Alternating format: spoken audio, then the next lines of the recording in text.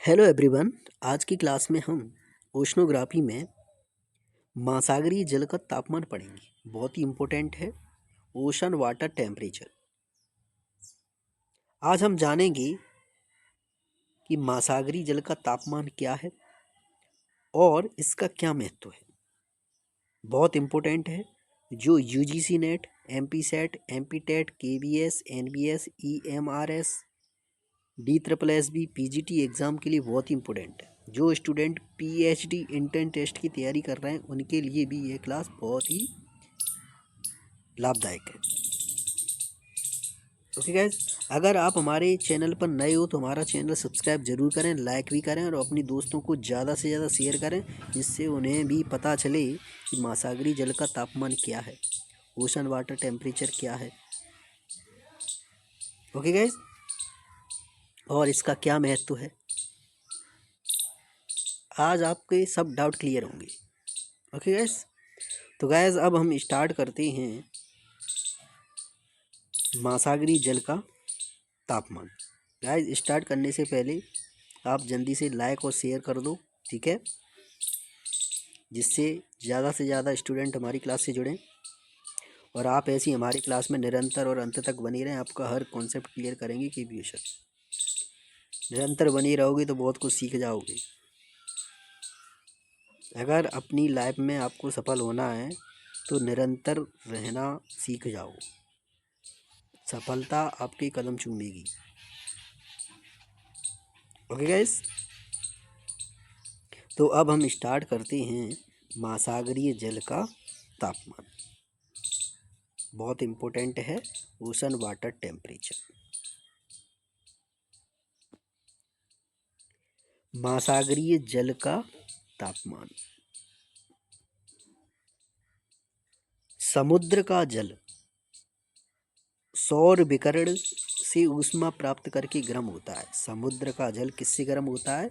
सूर्य के प्रकाश से गर्म होता है, जिससे उसका तापमान बढ़ता है।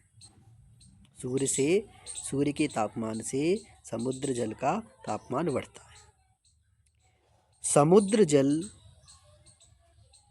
के तापमान में समय और स्थानिक भिन्नता पाई जाती है। समय के साथ साथ इसमें परिवर्तन होता रहता है। ओके गाइस, सागरीय जल का तापमान अगस्त में सर्वाधिक, फरवरी में न्यूनतम होता है।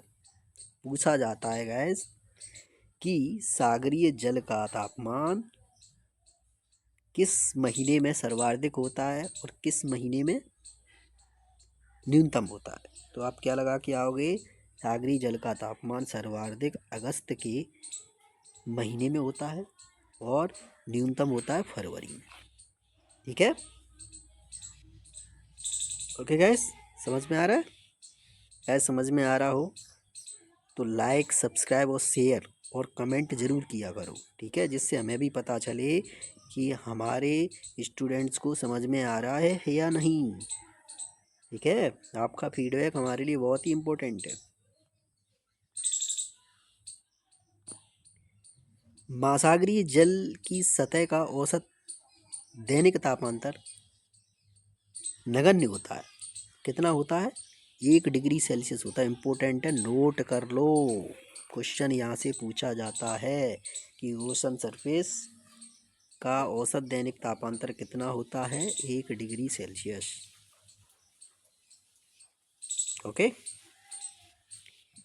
नेक्स्ट है महासागरीय जल का अधिकतम तापमान दोपहर 2 बजे। नोट कर लो, पूछा जाता है अधिकतम तापमान दोपहर 2 बजे और न्यूनतम तापमान सुबह 5 बजे रहता है। इम्पोर्टेंट है, नोट कर लो। ओके गाइस, अब हम जानेंगे कि महासागरीय जल में तापमान का क्या महत्व है। महासागर में तापमान का क्या महत्व है ये जानेंगे। Importance of temperature in ocean water. बहुत इम्पोर्टेंट है, एक एक लाइन इम्पोर्टेंट है। स्टेटमेंट में क्वेश्चन बनते हैं, समझे? इसलिए आप यहाँ पर ध्यान से सुने और ध्यान से देखें और ध्यान से समझें। आपका हर कॉन्सेप्ट क्लियर होगा। तापमान के अंतर के कारण महासागरीय जल में संचरण होता है। महासागरीय जल में क्या होता है? संचरण होता है। महासागरीय जल एक स्थान से दूसरे स्थान पर जाता है। समुद्री लहरें तथा धाराएं चलती हैं, किसके कारण चलती हैं? तापमान के कारण चलती हैं। ठीक है, महासागरीय जल में क्या होता है? तापमान के अंतर से उसमें संचरण होता है, समुद्री लहरें तथा धाराएं चलती हैं। समुद्री जल के तापमान पर ही समुद्री जीव जंतु वनस्पति निर्भर करते हैं। जहाँ पर अधिक तापमान होगा वहाँ पर जीव जंतु नहीं पाए जाते, वहाँ पर वनस्पति भी कम पाई जाती हैं। ठीक है,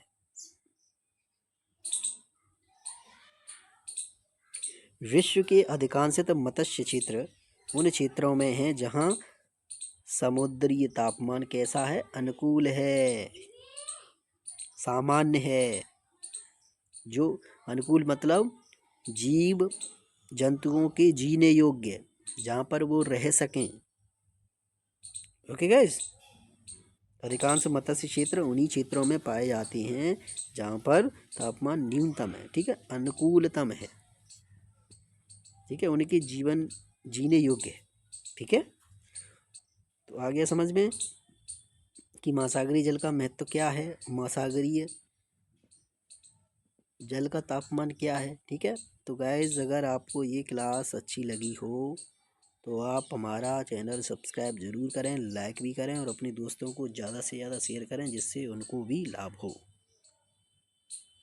और आप ऐसी हमारी क्लास में निरंतरता बनाए रखें। कल की क्लास में हम जानेंगे महासागरीय जल का वितरण। ठीक है, ठीक है गाइस, कल हम जानेंगे महासागरीय जल का वितरण।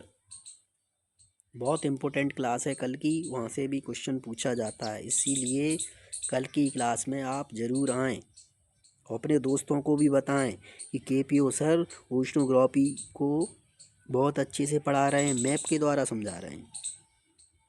ठीक है, बस निरंतर बने रहो हमारी क्लास में। निरंतरता आपकी सफलता को निर्धारित करेगी।